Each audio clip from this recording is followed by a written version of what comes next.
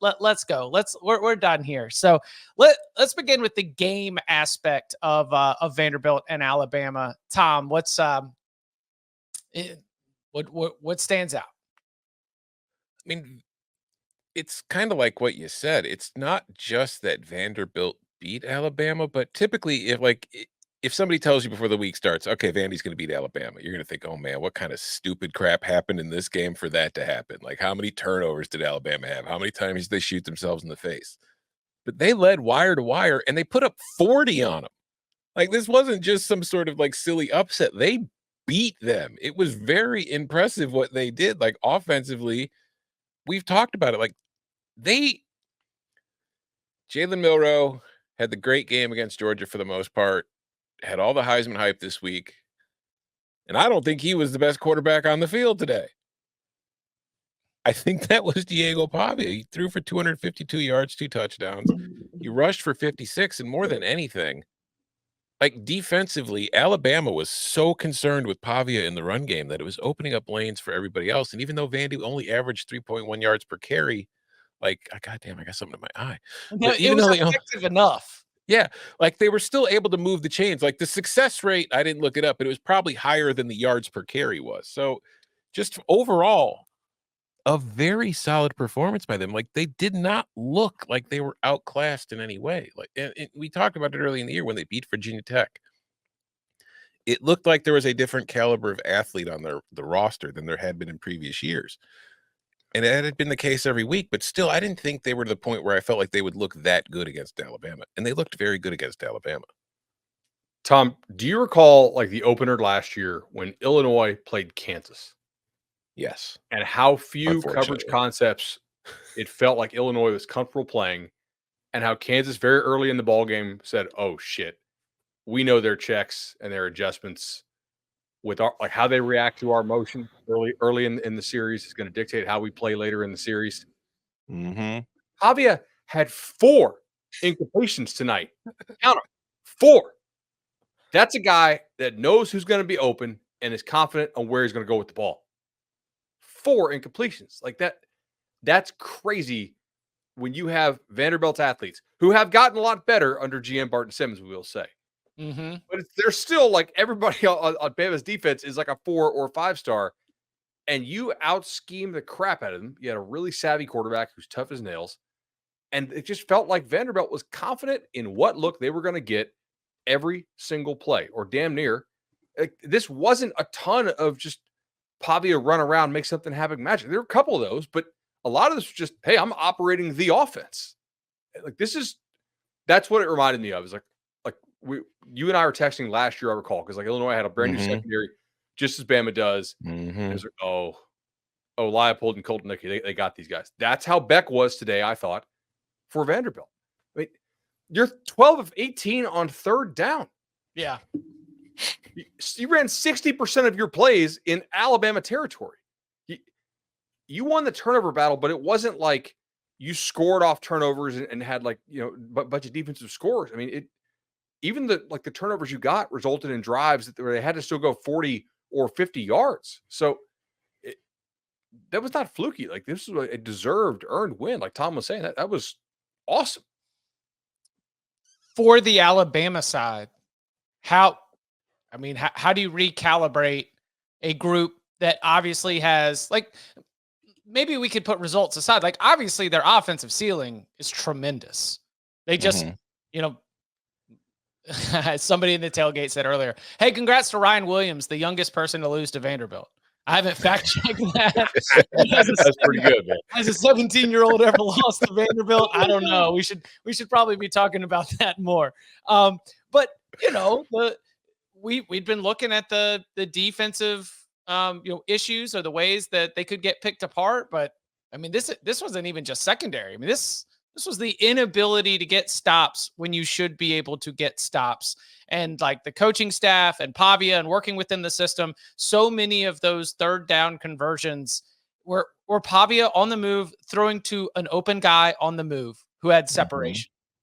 Like, is that structural? Is that coaching? Is that the personnel? My question is Alabama stuck with this, or do you see a way that they improve? in theory, they could improve because they have so many young guys playing in the secondary that they could, become more accustomed to what they're supposed to do within that system. They grow up during the season. You're going to have some opponents that probably aren't quite as unique as what Vanderbilt runs, and this was a tough situational game. Although Nick Saban probably didn't help you out on game day, saying that like all SEC games are tough, with the exception of playing at Vanderbilt. But up until that point, like Saban never had trouble with Vandy. So yes, I think the secondary could improve for sure. Yeah, Will it? I don't know. I don't know if you saw the stat, but in the they only played 4 times, but in the 4 games Vandy played against Alabama in the Nick Saban tenure, they scored 13 points. They had 13 points in the first quarter today. Wow. Kalen DeBoer hot seat? It's time to start asking, folks. Would Caleb Downs have changed this? No. Okay. I mean, I think it wouldn't hurt. Yeah, it wouldn't have hurt, but I don't think he would have changed the entire defense. It's hard for one safety to fix an entire defense. Offensively, I was a little bit struck that Bama was not able to run the football like more explosively. I do think teams are sort of catching on to what aspects of the read game Milroe is and is not comfortable with right now. And I don't know, like they looked a little bit different in today's game. And I know they scored 37 points, whatever, but like this looked a little bit more like the second half of the Georgia game than the first half of the Georgia game. Like Milroe had to pat the ball a little more, had to sit back there and kind of be a little more patient with it. First read wasn't always open. Hell, even down to the big play Bama had in the second half, which was the you tossed it up to Ryan Williams. Very similar to doing something insane. Yeah, right. Exactly. That I don't know how do these stay in bounds? I don't know. Well, I know the body. He defied physics pretty much. That or he goes to like Pilates and he has incredible core strength. Our Cole Kublik, big fan of the Cover 3 podcast.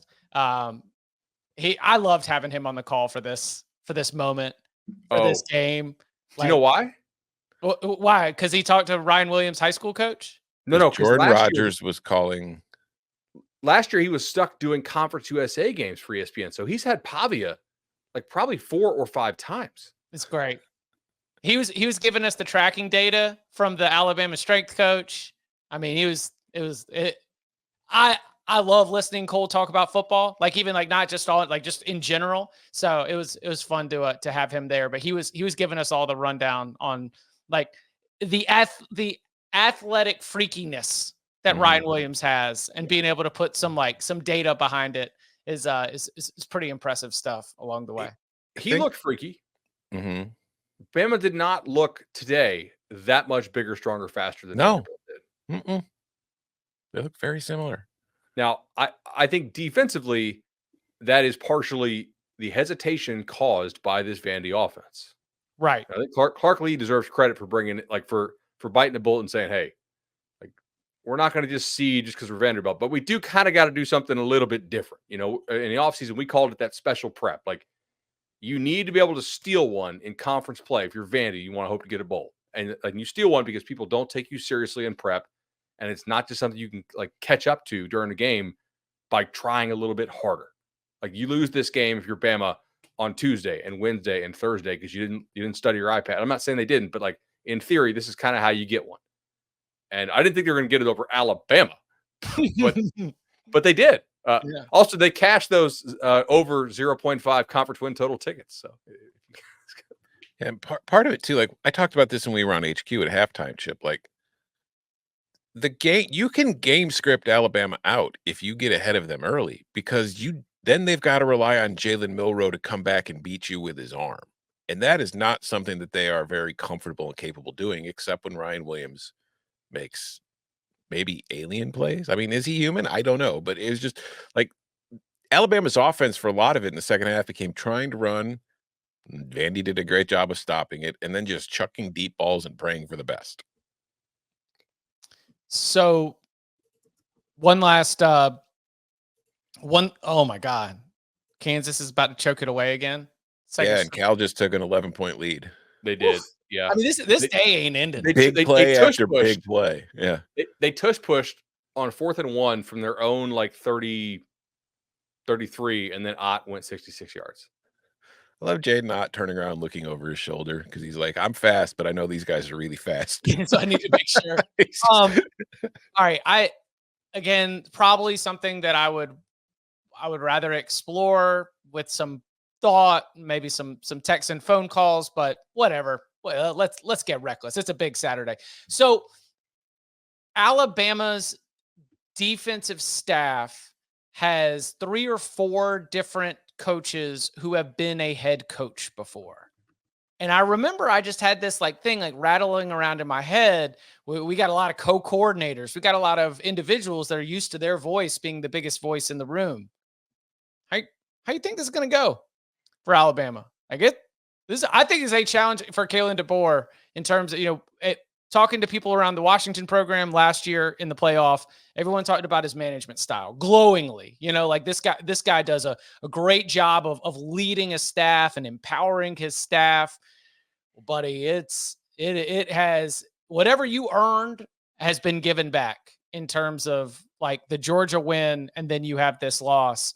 Pressure's on now to be able to go the rest of the way without allowing this to become an issue. It is, but I also think you catch a bit of a break too in that, yeah, Georgia's won today, but you have the tiebreaker on them. Tennessee loses today. So it's like the teams that we expect to be at the top of the league all had losses. So it's somewhat of a lost opportunity for Bama to remain a game ahead of everybody. But in a way, losing this game sucks, but you haven't lost ground on anybody. That's true. Hey, speaking of, let's go. We're doing this. Yeah. Come on. Bring him in. Yeah. There he is. Oh, yes. Anything happened today? The general manager of Vanderbilt football, Barton Simmons, joining the Cover 3 podcast, making his return to the house that he built. Hey, man. How you doing? Just a cog in the machine. Boys, I'm doing good. I'm in the playroom in a West Nashville 37215 house of a Vanderbilt grad. I just sort of found my way in here. Is it coming for you? Oh, the dentist just walked in, by the way. yes. The dentist. Is he Yes, is the dentist has his identity been revealed? Hold on. It is not, but there's a Didn't know. Oh, yeah. Let's go. I don't know if you guys knew that was who was giving y'all the picks all these years, but that's the dentist. Yeah. oh my god, dude. That's a hell of a way to be doxxed right there. Oh, So seriously, man. anything interesting happened to you today?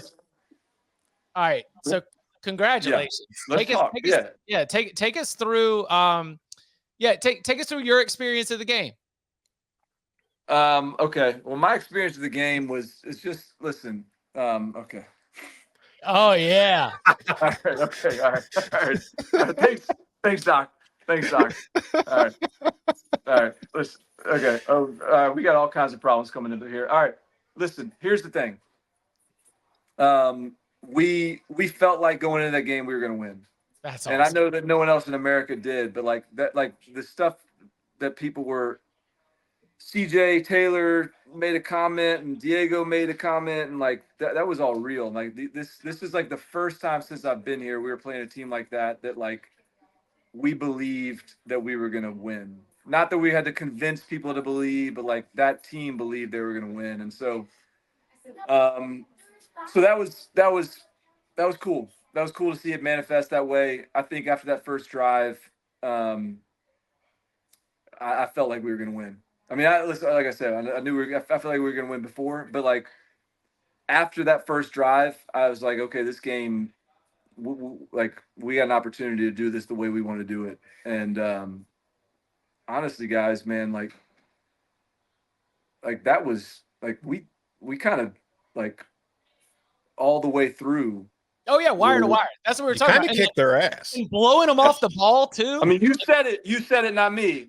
No, you kicked their ass. Is what you did. That's the way I felt. Yeah. You threw 4 incompletions in the whole game, dude. Yeah. You schemed it was every single play felt like y'all knew what look you'd get. You knew where to go with it, and it was out the gate. Yeah, Like, Tim that Beck's was- the maestro. I really like Tim Beck's game plan on offense, Clark's game plan on defense. I mean, I really like. I'm so proud of those two guys. I mean, the whole staff, but I'm so proud of those two guys and just sort of what they put together. And I mean, we executed a plan. Truly, like we executed a plan, and so that was exciting to see. How is the I mean, how's the locker room? How the guys? You know, how's Have you the guys staff? been paying attention to what's going on Broadway in Nashville? Yes. It's in the river, right? Yeah, it's in the river. Goalposts it's in the river. I mean, that's Yeah. a pretty big anchor. Yeah. It was fun. There was there was on the field after the game, there was like guys that had transferred out that were on their bye week, like on the field in Vandy gear, giving us hugs. You know, like it was just. I think here's the thing about what tonight was. And listen, I really want to be like you know, I love you guys, and so like I want to.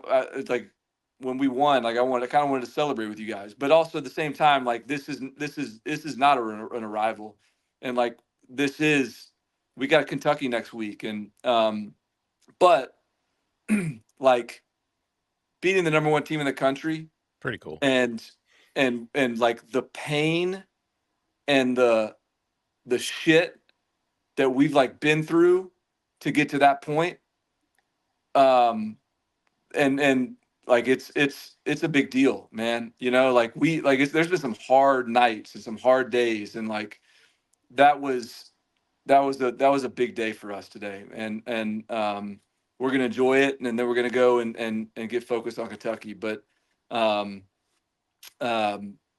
was a big deal. That was a big deal. That was a big deal. And I'm at a Vanderbilt alum's house right now, just enjoying the night, because there's Vanderbilt people all over this town that like have been waiting to celebrate something like this, and it's fun to kind of have a chance to do it with them, you know. All right, so you guys got the lead. You've been taking it to him for like 40 minutes, and Williams goes up and catches that ball after Clark's had an awesome. I mean, were you wearing a hat? And if so, how far did you throw it when that happened? Like what, dude? No, like, yeah, I'm with you. But here's the thing, though. Like in this team, I promise you,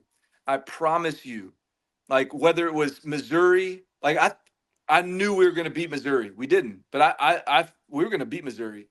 We were down 12 against Georgia State in the fourth quarter. And I was like, we're going to figure out a way. Like when that happened, yeah, of course, that was like disappointing. But hey, next play, and you know, you can say that and you can try to convince yourself of that, and you know that's what you're supposed to do. But this is a team that was like there was no flinch on that sideline. There really wasn't. And so, man, that guy's a good player though.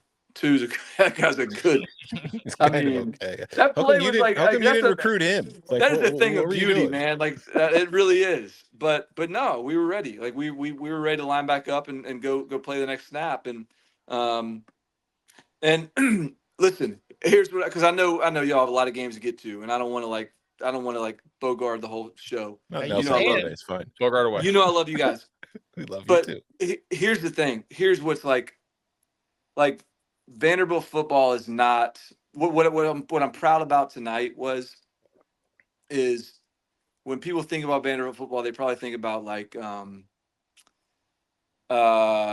trust fund, high academic, like whatever. Like this game tonight, what we should like, this is a tough team. Like this is a gritty team. This is like you go in our facilities, you go to Alabama's facilities, man, they're different now. Like those guys over there, like they're living in they're living in the Ritz. All right. That's not what we're living in. And we love our facilities. It's the best in the country because it's ours. But we're not living that life. And Diego Pavia had no scholarship offers coming out of high school. You know, he went JUCO to New Mexico State to Vanderbilt. And Brian Longwell has got like special forces dad. You know, Corday Sidner's from like Brooklyn, New York or something. You know, like this is like a tough, gritty team that is like nothing's handed to these guys. And like the guys that have been here from the jump, like they've been through some shit. And I'm just really proud of the progress that this team is making, and we're not done. And, you know, I just like, this is a team that is like I'm proud of the product we're putting on the field right now. And it's a tough team, it's a physical team, it's a gritty team, it's a nasty team. And you know, we'll see what happens the rest of the year. We're going to find a way to win a couple more games. I say this with like true adoration. Ain't nobody look at Diego Pavia and think that he's leading a trust fund team. That's right. That's right. Have you watched the interview? Hey, yes, I have. Okay. I mean, that's not surprising. Listen, Diego, Diego, they call his family the Pavia Mafia. Yeah. Hey, they are a trip now, and I love them. They're awesome. And the ushers have their hands full with that crowd. The brothers got so much screen time during the broadcast. It was I believe awesome. it. Dude, Yeah. Now I that's believe like it. the environment in the stadium looked good. It looked like you had like a really good turnout. Students were hyped. Like No, I want to give a shout out to those students now. Like since I've been here, I don't know what's different about this year. Maybe it's just, but I mean, first game on, like our student section has been like outstanding. And so listen, Willie Geist, the you know, from like Good Morning America or whatever. I don't know. I mean, I hope that's right. I think it's Today Show or NBC. Okay, Today Show. Sorry, I'm sorry. Theo Vaughn was on the sideline tonight. Like this is Nashville's a fun city, and as soon as we start playing good ball, like this is going to catch fire. And we got to commit from a 2026 player that's a really good player. I can't say it out, you know, publicly, but like as soon as the game was over, I mean, just there's energy around this thing, and all we have to do is show like we just have to show it. And today was a good first step. It's awesome. Any other shout outs? I don't know, man. My wife, my girls, putting up with me. Clark. I wanted to come here with an oat milk vodka. I don't know if you guys have any. That's yeah. Hey, listen, nothing better than a cold domestic. Yeah. You know? I mean, I'm sort of I'm like I said, I'm a product of my environment right now. Yeah. And they don't have oat milk in this house or vodka, so I'm doing the best I can. It's a gritty team. We're drinking silver bullets, right? Like, that's right, bud. Blue Mountains for the Blue Collar team. Yeah. So well, so happy for you. We miss love you guys. Y'all are doing awesome, and y'all are the best podcast out there. And hey, can I tell you this one other thing? Is I really hadn't listened to you the first 3 years that I've been here because I hated the fact that we were so irrelevant. You know, like I just didn't want to. Like I wasn't listening to any media, and I'm listening to you guys a little bit more this year because we're actually a little more relevant, and y'all are the best out there. And so congrats on keeping the dream alive there. And anyways, love you guys. Appreciate y'all. Love you too. Thanks for coming on. Appreciate it. Awesome. Go beat Kentucky. Yeah, beat Kentucky. Let's go. Let's keep it rolling. I know. This is not the destination. This is not it. But you know, we'll see what we can do. That's right. He is the general manager of Vanderbilt football, Barton Simmons, a host on this here Cover 3 podcast. That's number 3 was his number in college. Mm-hmm. It was one of the deciding factors when we were brainstorming with choosing a podcast name. And let me tell you, people got a lot of opinions when you ask for opinions. Things of this matter. But I feel like we've landed the plane and we're doing great. So I appreciate it, Barton. Y'all got more to talk about tonight. There's some crazy stuff. Yeah. I know. We got a lot to talk about. Dude, I mean, Cal hit 3 50-yard passes on Miami in the first 17 minutes of the ballgame. Like it's going like it's like berserkly right now. And Also, I don't know if that team down the road kind of lost a big one too. Oh, I yeah. saw that. Yeah. I saw Yeah. that. Let's see that. I'm conflicted on that because I was excited about the idea of playing 3 number ones in 1 year and maybe beating 3 number ones, but we'll do it. Hey, Kentucky next. We're doing Yeah. Kentucky next. Kentucky next. Kentucky next. Agreed. Awesome. Hey, y'all have fun. Appreciate you guys. Love you. Love you, man. Anchor Get it done, down. man. Anchor down. Take it down, buddy.